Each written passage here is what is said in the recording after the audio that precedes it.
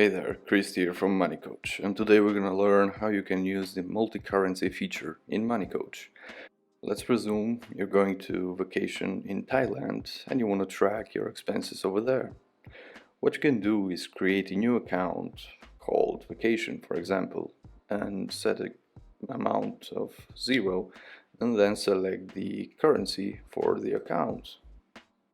Accounts in MoneyCoach can have a specific currency locked to them, so when you add some transactions to it, those will get automatically converted to the main currency that you use in the app.